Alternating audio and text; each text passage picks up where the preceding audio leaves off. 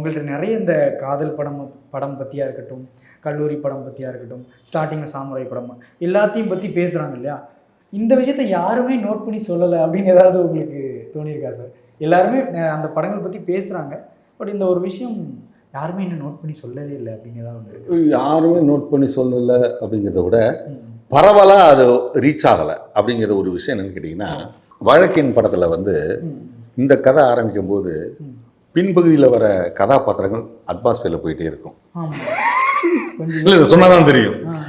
அவங்க வந்து முன்னாடி வரும்போது இந்த கதாபாத்திரங்கள் பின்னாடியே போயிட்டு இருக்கும். இதான் திரைக்கதனுடைய ஒரு பெரிய ஒரு இப்போ ஒரு இன்சிடென்ட் நடக்குது இப்போ அப்படின்னு சொன்னால் இவங்க முன்னிலை பாத்திரமா இருக்கும்போது அவங்க பின்னிலை பாத்திரமா இருக்காங்கங்கிற ஒரு விஷயம். அதுதான் எனக்கு நேஷனல் அவார்டு வந்து அதை குறிப்பிட்டு சொன்னாங்க. அதுக்கு அந்த இதுக்கு அதேமாதிரி ஸ்கிரிப்ட்லேயே வந்து ரொம்ப இது இந்த மாதிரியான ஒரு விஷயங்கள் இப்போ பார்த்ததில்லை அப்படின்னு. இப்போ ஒரே இடத்துல இருக்கும், ஒரு ஒரு ஒரு அதிகாரி வந்து ஒருத்தரை பற்றி அந்த பொண்ணை பற்றி விசாரிக்கிறார், அப்பார்ட்மெண்ட்டில் இருக்கிற பொண்ணை பற்றி.